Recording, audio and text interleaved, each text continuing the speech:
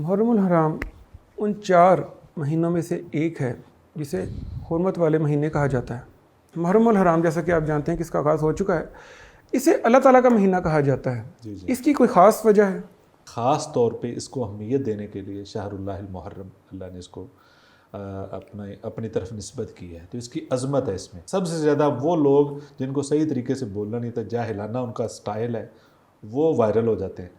جتنی مرضی آپ قرآن کی آیات سنائیں، احادیث سنائیں، اس طرف کوئی توجہ نہیں دیتا۔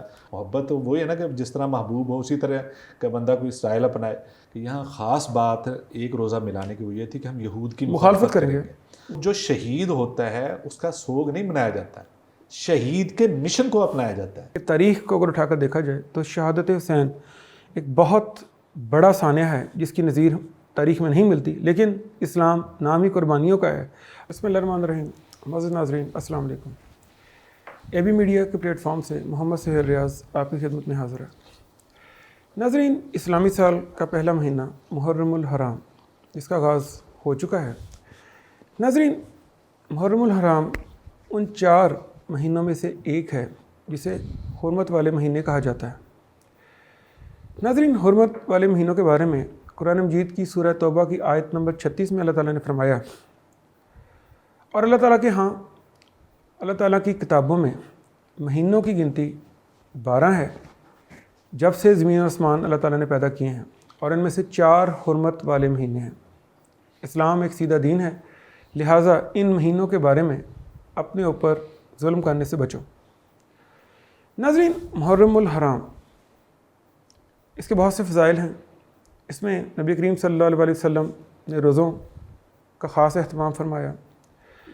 ہم یہ بھی جاننے کی کوشش کریں گے کہ یہ مہینہ شروع سے کیوں اہم ہے، اس میں کون سی ایسی عبادات ہیں جو کہ خاص طور پر کرنی چاہیے، اور کون سی ایسی باتیں ہیں جو کہ حرمت والا مہینہ ہونے کی وجہ سے ان سے ہمیں اجتناب کرنا چاہیے۔ اور اس اہم موضوع پر ہم نے گفتگو کے لیے اپنے اسٹوڈیوز میں دعوت دی ہے حافظ محمد سعید فاروقی صاحب کو۔ آپ ادارہ علم و آگہی کے مینیجنگ ڈائریکٹر ہیں۔ پروگرام کا آغاز کرتے ہیں۔ السلام علیکم فاروقی صاحب۔ سب سے پہلے تو آپ کا بہت شکریہ کہ آپ تشریف لائے اور اپنے قیمتی وقت میں سے ہمارے لیے وقت نکالا۔ سعید صاحب، یہ فرمائیے کہ محرم الحرام جیسا کہ آپ جانتے ہیں کہ اس کا آغاز ہو چکا ہے، اسے اللہ تعالیٰ کا مہینہ کہا جاتا ہے۔ اس کی کوئی خاص وجہ ہے؟ بسم اللہ الرحمن الرحیم۔ سہیل صاحب، سب سے پہلے آپ کا شکریہ، آپ نے اہم موضوع پہ کچھ کہنے کے لیے موقع دیا ہے۔ جیسا کہ آپ نے انٹرو میں کہا ہے کہ اللہ رب العزت نے 4 مہینے حرمت والے بنائے ہیں، تو جب سے یہ اللہ نے سسٹم کائنات کا بنایا ہے، اس کے ساتھ ہی یہ زمانے کا سسٹم بھی اللہ نے تقسیم کر دیا، اور اس میں 12 مہینے موجود ہیں۔ تو جیسے جس گھر میں لوگ رہتے ہیں اس کو بیت کہا جاتا ہے، لیکن ایک ہی گھر ہے جس کو بیت اللہ کہا جاتا ہے، وہ اللہ کا گھر ہے۔ تو نسبت بدلنے سے اس کی اہمیت بڑھ گئی ہے، حالانکہ وہ ایک کمرہ ہی ہے، اس میں کوئی ایسی آپ دیکھیں گے بلڈنگ کے اعتبار سے کوئی خاص بات نہیں، بہت ساری چیزیں اس میں نہیں، ایک بلڈنگ بیت اللہ ہے، تو اس نسبت سے اس کی افضلیت، عظمت بہت زیادہ ہے۔ اسی طریقے سے باقی مہینے بھی اللہ کے ہیں، لیکن خاص طور پہ اس کو اہمیت دینے کے لیے شہر اللہ المحرم، اللہ نے اس کو اپنی طرف نسبت کی ہے، تو اس کی عظمت ہے اس میں۔ اور دوسرا نام اس کا محرم ہے، حرمت والا، حالانکہ 3 مہینے بھی حرمت والے ہیں، تو اس اہمیت میں اضافہ کرنے کے لیے اللہ نے نام بھی محرم کر دیا ہے، اور اس کا جو ہے دوسرا شہر اللہ المحرم بھی ساتھ اس کے ہے کہ یہ اللہ کا مہینہ ہے، نسبت بھی ہے اور نام کے اندر بھی ہے۔ تو اس میں ظاہر بات ہے جب سے یہ سسٹم اللہ نے کائنات کا بنایا اس وقت سے یہ حرمت والا ہے۔ سہیل صاحب، ہمارے ہاں مسئلہ یہ ہے کہ یہ جو زمانہ ہے، آپ نے کبھی نہیں کوئی تبدیلی دیکھی ہوگی جب حرمت والے مہینے آتے ہیں، زندگی روٹین کا شکار ویسے چلتی جاتی ہے، روٹین میں چل رہی ہے۔ کبھی کسی کو آپ نے سنا نہیں ہوگا وہ یہ چپ کر یار، یہ حرمت والا مہینہ ہے، اور نہ لڑو یار، کوئی ایسا کام نہ کرو، یہ حرمت والے مہینے، کبھی سنا آپ نے؟ کبھی نہیں، کیوں؟ ہمارا سسٹم نہیں ہے۔ جبکہ جس دور کو ہم جاہلیت کا دور کہتے ہیں، اس دور میں ان مہینوں کی اتنی پاسداری تھی، اگر کوئی گروپس آپس میں لڑ رہے ہیں وہ رک جاتے تھے بالکل، بلکہ لوگ تجارت کے لیے بھی انہی مہینوں میں جاتے تھے کہ محفوظ سمجھتے تھے اپنے آپ کو۔ اور یہ مہینے اس لیے کہ 3 مہینے تو خاص اکٹھے ہیں، وہ حج کے لیے ہیں، درمیان میں 1 مہینہ جو ہے وہ عمرے کے لیے رکھا ہے کہ اس میں سفر کرنا آسان ہو. لیکن ان مہینوں کے ان کے ہاں قدر و قیمت تھی اور وہ ان مہینوں میں رک جاتے تھے، جب کہ ہمارے ہاں کسی کو یاد بھی نہیں ہوتا. اور خاص کر محرم جو مہینہ ہے، یہ حرمت والا مہینہ ہے، سب سے زیادہ انتشار کا خطرہ اس مہینے میں. صحیح صاحب، یہاں پہ ایک چیز کا میں اضافہ کروں گا کہ دیکھیں پہلے مہینوں کا تذکرہ بھی ہوا کرتا تھا کہ یہ حرمت والا مہینہ ہے. اب جو کہ زندگی کے معمولات ہیں اس میں تذکرہ بھی ختم ہو گیا، اس کی خاص اہتمام کی تقید بھی ختم ہو گئی. بالکل زندگی معمول ہے. پھر اب ہم کریں کیا کہ ہم کیسے اس کو بچائیں اس چیز کو؟ سب سے پہلی بات تو یہ کہ آپ جیسے پڑھے لکھے اور جو ذمہ دار لوگ ہیں ان کو چاہیے کہ باور کرائیں. آپ کا میڈیا کے ذریعے آپ کی کوشش ہے انشاءاللہ. اگرچہ ہمارے ہاں جتنی فضول چیزیں ہیں وہ تو وائرل کی جاتی ہیں، جو ہماری تربیت والی چیزیں ہم سب سے زیادہ اس کو سرچ کرتے ہیں. جو چیزیں فضول ہوں، آپ پچھلا سوشل میڈیا کا ریکارڈ نکال کے دیکھ لیں، سب سے زیادہ گندے جملے، سب سے زیادہ فضول جملے وہ وائرل ہوئے ہیں. سب سے زیادہ وہ لوگ جن کو صحیح طریقے سے بولنا نہیں تھا، جاہلانہ ان کا سٹائل ہے، وہ وائرل ہو جاتے ہیں. جتنی مرضی آپ قرآن کی آیات سنائیں، احادیث سنائیں، اس طرف کوئی توجہ نہیں دیتا. بہرحال آپ جیسے لوگ کوشش کرتے رہیں، لوگوں کو باور کراتے رہیں، سمجھاتے رہیں کہ یہ حرمت والے مہینے ان کو سمجھیں. یہ ضروری ہے، ہمارے ایمان کا حصہ ہے، ہمارے کردار کا حصہ ہے، ہماری تربیت کا حصہ ہے، ہمارے دین کا حصہ ہے. تو انشاءاللہ اس سے ضرور فرق پڑے گا انشاءاللہ. صحیح صاحب، یہ فرمائیں کہ نبی کریم صلی اللہ علیہ وسلم کی اگر ہم معمولات دیکھیں تو محرم کے مہینے میں کثرت سے روزے رکھنا ان سے ثابت ہے. ایک تو یہ ہمیں بتائیں. دوسرا پھر اسی مہینے میں 10 محرم یعنی عاشورے کا روزہ وہ بھی آیا ہے، اس کی بھی بڑی تاکید بیان کی گئی. ناظرین کو اس کے بارے میں بتائیں. جی 10 محرم میں اصل میں ایک ہسٹری یہ ہے احادیث میں، وہ یہ ہے کہ حضرت موسیٰ علیہ السلام کو اللہ نے فرعون سے نجات دی تھی. ٹھیک. تو اس دن حضرت موسیٰ علیہ السلام خوشی مناتے تھے آئندہ سالوں میں کہ اس دن روزہ رکھتے تھے. اس سے ایک بات یہ بھی سمجھ آتی ہے کہ آزادی کی خوشی منانا یا خوشی منانے کا طریقہ شکر گزاری ہے، نہ کہ ڈھول ڈھماکہ اور اسی طرح باجے بجانا یا آپ اپنے رب کو بھول جائیں، اپنے آپ کو بھول جائیں. تو خوشی انہوں نے اس طریقے سے منائی تھی. نبی صلی اللہ علیہ وسلم ہجرت کر کے مدینہ گئے تو دیکھا یہود 10 محرم کو روزہ رکھتے ہیں. پوچھنے پہ نبی صلی اللہ علیہ وسلم کو جب بتایا گیا کہ یہ موسیٰ علیہ السلام نے روزہ رکھا تھا اس لیے ہم بھی رکھتے ہیں، نبی صلی اللہ علیہ وسلم نے فرمایا تھا ہم زیادہ محبت کرتے ہیں اپنے بھائی سے، اس لیے ہم بھی رکھیں گے اور ساتھ 9 کو بھی شامل کریں گے. بالکل ٹھیک. تو اس روزے کی فضیلت یہ ہے، نبی صلی اللہ علیہ وسلم نے فرمایا میں امید کرتا ہوں پچھلے سال کے سارے سال کے گناہ معاف ہو جائیں گے. بالکل ٹھیک. اور دوسری بات یہ کہ رمضان کے روزے فرض ہونے سے پہلے عاشورہ کا جو روزہ ہے 10 محرم کا روزہ یہ فرض ہوتا تھا. ٹھیک. بلکہ بچوں کو بھی اس روزہ رکھوایا جاتا تھا، اتنا یعنی کہ اہتمام. جب رمضان فرض ہو گیا پھر نبی صلی اللہ علیہ وسلم نے آپشن دے دی کہ آپ کوئی رکھنا چاہے تو رکھ لے، اس کی فضیلت بتا دی ہے. تو کوشش کرنی چاہیے کہ اس دن روزہ ضرور ہونا چاہیے. لیکن ہمارے ہاں سہیل صاحب آپ کی میں بات کر رہا ہوں کہ 10 محرم کو ہر جگہ دیکھیں گے آپ کہ روزے کے متضاد ہم چل رہے ہوتے ہیں. سبیلیں لگی ہیں، کھانے پینے کی چیزیں وافر ہیں، جبکہ اس دن شریعت نے روزہ سکھایا ہے. بالکل ٹھیک. اور ویسے بھی حضرت حسین رضی اللہ تعالیٰ سے محبت ہے، تو محبت کا تقاضا ہی اس دن تو ہم کہتے ہیں کہ ان کو پانی نہیں ملا، تو ہم اس دن ایک تو ان کے خلاف جا رہے ہیں. محبت تو وہی ہے نا کہ جس طرح محبوب ہو اسی طرح کا بندہ کوئی اسٹائل اپنائے.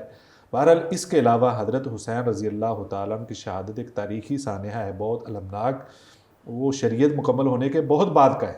بالکل ٹھیک. لیکن یہ ہمیں شریعت نے جو بات بتائی اس میں 10 محرم کا روزے کا اہتمام ہونا چاہیے. حضرت امام حسین کا بھی طریقہ یہی ہوتا ہوگا کہ وہ روزہ رکھتے ہوں گے اس میں. بالکل، وہ اپنے نانا کے خلاف تو سوال ہی پیدا نہیں ہوتا کہ چلے ہوں. بالکل ٹھیک. بالکل سوال ہی پیدا نہیں ہوتا کہ وہ تو بالکل بہت زیادہ مشابہ تھے اپنے نانا کے، نبی صلی اللہ علیہ وسلم کے، اپنے انداز سے، اپنی اداؤں سے، اور ان کی کوشش ساری زندگی نبی صلی اللہ علیہ وسلم کی سنت کو پورا کرنے میں گزری ہے، تو وہ کیسے خلاف چل سکتے ہیں؟ تو ہم ان کی سیرت کو اپنائیں. بالکل ٹھیک. صحیح صاحب، ایک چیز کی وضاحت میں آپ سے چاہ رہا ہوں کہ آپ نے کہا ہے کہ ساتھ ہم 9 تاریخ کو بھی ملائیں گے، جس طرح کہ ایک صحابی نے آپ صلی اللہ علیہ وسلم سے پوچھا تھا کہ تو اس دن 10 کو تو یہود بھی روزہ رکھتے ہیں، تو آپ صلی اللہ علیہ وسلم نے فرمایا کہ آئندہ سال ہم 9 کا بھی روزہ رکھیں گے لیکن اگلے سال تک آپ صلی اللہ علیہ وسلم دنیا سے تشریف لے گئے. جی جی. لیکن کیا آج ہم 9 اور 10 کا روزہ رکھیں گے؟ یا دیکھیں بعض اوقات لوگ روزے 2 دیکھ کے، اور نفلی بھی ہے، لوگ ڈر کے دونوں چھوڑ دیتے ہیں. ایسی صورت میں کیا اگر کوئی اکیلا 10 کا رکھنا چاہے وہ اکیلا 10 کا رکھ سکتا ہے، یا 9-10 ہی ضروری ہے، یا 10-11 کر لے؟ دیکھیں سہیل صاحب، جو نبی صلی اللہ علیہ وسلم نے یہاں بات بتائی وہ بہت شکریہ کہ آپ نے یاد کروا دی. باتوں میں وہ بات رہ گئی کہ یہاں خاص بات ایک روزہ ملانے کی وہ یہ تھی کہ ہم یہود کی مخالفت کریں گے، تو اس کا 9 کا شامل کریں گے. علماء کہتے ہیں کہ 9 کا کسی مجبوری سے نہیں شامل کر سکے تو 11 کا آپ کر لیں. ٹھیک ہے. ہاں اگر کوئی ایمرجنسی بن گئی ہے، ظاہر بات آپ 10 کا تو رکھ چکے ہیں، 9 کو نہیں 10 کا رکھ چکے ہیں، 11 کا آپ کی طبیعت خراب ہو گئی ہے، خدا نخواستہ کوئی ایسا مسئلہ بن گیا ہے کہ آپ نہیں رکھ سکے، یا کسی سفر پہ چلے گئے ہیں، کوئی ایسا مسئلہ ہے، وہ ایک مجبوری ہے. اس کا یہ نہیں کہ آپ وہ بھی چھوڑ دیں. کوشش یہ کرنی چاہیے حتی الامکان کہ آپ 2 روزے رکھیں. نہیں ہے تو کیونکہ آپ کی نیت نہیں ہے کہ 11 کو نہیں رکھوں گا، ایمرجنسی بن گئی ہے تو کوئی مسئلہ نہیں. اور ویسے ایک امام صاحب نے ایک دن کہا تھا کہ اب یہ نہ ہو کہ آپ 9 یا 10 کے چکر میں، یا 10 اور 11 کے چکر میں 2 روزوں سے ڈرتے ہوئے 10 کا بھی چھوڑ دیں. آپ 10 ضرور رکھ لیں، باقی دوسروں کی کوشش کر لیں. کیا یہ طرز عمل بھی ٹھیک ہے؟ جی بالکل. صحیح صاحب یہ فرمائیں کہ کیا محرم الحرام ایک سوگ کا مہینہ ہے؟ کیونکہ پچھلے دنوں میں ہم نے دیکھا ہے کہ شادیوں کی بہت زیادہ بھرمار تھی، حالانکہ سخت گرمی ہے، تو پوچھنے پر یہ پتہ لگ رہا تھا کہ جی آگے محرم آ رہا ہے تو محرم میں تو کوئی شادی نہیں ہونی. تو اس طرح کی نجی تقریبات، شادی بیاہ، یہ سارا کچھ محرم میں چھوڑ دیا جاتا ہے. اس بارے میں بتائیں کہ یہ کیسا؟ سہیل صاحب یہ ہماری پتہ نہیں ایک تاریخی سوچ بن چکی ہے، ایک ٹرینڈ بن چکا ہے، جبکہ شریعت نے ایک ہمیں اصول دیا ہے، کیونکہ شریعت نام ہے اصولوں کا. ٹھیک. اصول یہ دیا ہے کہ آپ کا سوگ 3 دن ہے، یعنی کہ جب بھی کوئی ایسی سانحہ ہو جاتا ہے، آپ کا کوئی عزیز دنیا سے چلا جاتا ہے تو 3 دن کا سوگ ہے. تو اس کے بعد ہاں اگر کسی عورت کا شوہر فوت ہو گیا تو اس کے 4 مہینے 10 دن کا سوگ ہے، اس کے بعد نہیں ہے. آپ شریعت ساری پڑھ لیں، سارے صحابہ کی سیرت پڑھ لیں، نبی صلی اللہ علیہ وسلم کی پوری سیرت دیکھ لیں، سال کے بعد بڑے بڑے سانحات نبی صلی اللہ علیہ وسلم کی زندگی میں ہوئے. آپ حضرت خدیجہ کی موت رضی اللہ تعالیٰ عنہا کی موت نہیں بھولے، آپ اپنے چچا امیر حمزہ رضی اللہ تعالیٰ عنہ کی شہادت کو نہیں بھولے، آپ اپنے 70 صحابہ کی شہادت کو نہیں بھولے. آپ یاد کرتے تھے، آنکھیں بہہ پڑتی تھیں، لیکن کبھی ایسا نہیں ہوا کہ ان کی شہادت کو یا ان کی زندگی جس دن وہ دنیا سے گئے ہیں، حضرت خدیجہ یا جو بھی دنیا سے ان کے قریبی گئے ہیں، اسی دن سال کے بعد کوئی اس طرح کا سوگ منایا ہو. ٹھیک ہے. یعنی شریعت نے اصول دیا، عورت اپنے شوہر کا 4 مہینے 10 دن، اور کوئی عزیز فوت ہوا ہے تو 3 دن ہے. صحابہ کہتے 3 دن کے بعد ہم وہ ختم کر دیتے تھے. ہمارے ہاں یہ بھی سلسلہ ہے کہ 3 دن جب شریعت نے مقرر کر دیے، اس پہ بھی ہمیں ایک اخلاقی طور پہ غور کرنا چاہیے. 3 دن آپ اس کو تسلی دیں، گھر جس کے ساتھ اس طرح کا صدمہ ہے اس کو آپ 3 دن تسلی دیں. یہ تسلی کے دن ہے. تعزیت کا مطلب کسی کو حوصلہ دینا، تسلی دینا، یہ اس کے دن ہے. اب یہ کہ ہر بندہ جب اس کو ٹائم ملتا ہے، وہ 10 دن کے بعد جا رہا ہے، وہ 20 دن کے بعد جا رہا ہے، مہینے کے بعد جا رہا ہے، یعنی کہ اس بندے کو اس کیفیت سے باہر نہیں نکلنے دیتے. 3 دن وہ کیفیت میں ہے، اس کو حوصلہ دے دیں، اس کے بعد اس کی زندگی معمول پہ آنے جائے. وہ معمول پہ آنے لگتا ہے کہ اس کو یاد کرو، اس کو پھر وہ سٹوری سنانی پڑتی، پھر وہ کیسے ہوا تھا، کیسے دنیا سے گیا، وہ ساری سٹوری سنانی پڑتی ہے، پھر وہ غمزدہ ہو جاتا ہے، وہ پہلی کیفیت میں آتا ہے. شریعت نے یہ ایک ڈیوریشن دے دی ہے کہ آپ اس کے اندر اپنے سارے کام یہ نپٹا دیں تعزیت والے، تاکہ وہ بندہ تھوڑا سا روٹین میں آنا شروع ہو جائے. اور یہ بڑا اچھا اصول ہے، لیکن ہم اس کو روٹین میں آنے دیتے ہیں، اس کا بھی خیال رکھنا چاہیے. تو اسی طریقے سے یہاں یہ ایک سانحہ جو تھا محرم میں ہوا تھا، اس کا شریعت سے تعلق نہیں ہے. شریعت یہ 61 ہجری کا واقعہ ہے، شریعت پہلے مکمل ہو چکی ہے، 50 سال پہلے مکمل ہو چکی ہے. ہاں تاریخی اس سے بڑا المناک واقعہ شاید تاریخ میں اور کوئی نہیں ہے، اس میں کوئی شک نہیں. لیکن یہ ہے کہ جو شہید ہوتا ہے اس کا سوگ نہیں منایا جاتا، شہید کے مشن کو اپنایا جاتا ہے. اس کا مشن لے کر ہم نکلیں، اور وہ مشن جو حضرت حسین کا تھا اس کو اپنانا چاہیے. کہ وہ ان کا مقصد کیا تھا؟ ان کا مقصد دین کی ترویج تھا، نہ کہ بدعات کی ترویج تھا، نہ کہ رسومات کی ترویج تھا. تو ہم نے وہ مقصد چھوڑ دیا ہے, مشن چھوڑ دیا ہے. تو یہ سال کے بعد یہ نہیں سمجھ آتی کہ 10 دن. اور دوسری بات یہ دیکھیں, اگر کوئی سانحہ ہوا ہے, مثال کے طور پہ 10 محرم کو کوئی سانحہ ہونا ہے, تو سوگ بعد میں ہونا چاہیے, پہلے ہونا چاہیے؟ obviously بعد میں ہونا چاہیے. بعد میں ہونا چاہیے نا. اب سوگ شہادت سے پہلے ہوتا ہے, 11ویں دن سب چیز کھل جاتی. اب میں خبر دیکھ رہا تھا یہ تھیٹر 10 دن کے لیے بند ہے. کیوں؟ یہ تھیٹر عام دنوں میں جائز ہے, جو ان دنوں بند کر دیا. رمضان میں کھلے, رمضان کی کوئی نہیں ہے.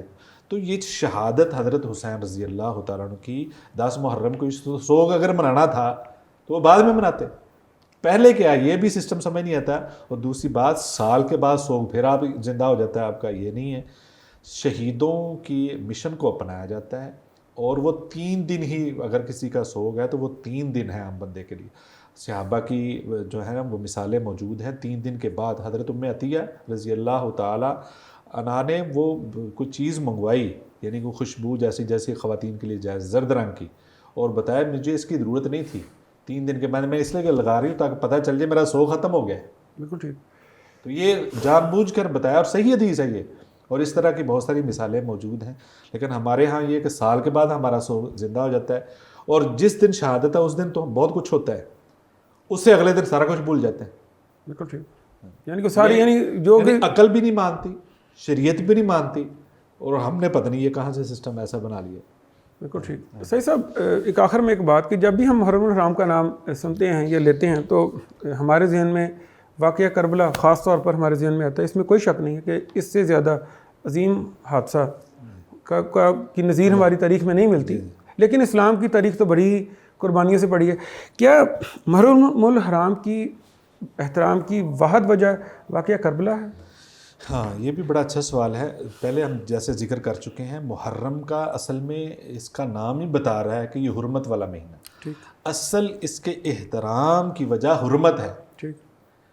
اب جس طرح ہم نے اس کو سمجھ لیا حضرت حسین رضی اللہ تعالیٰ عنہ کی وجہ سے, تاریخ اگر دیکھیں گے کوئی دن ایسا نہیں, کوئی رات ایسی نہیں جس میں کوئی بہت عظیم شہادت نہ ہوئی ہو. ٹھیک.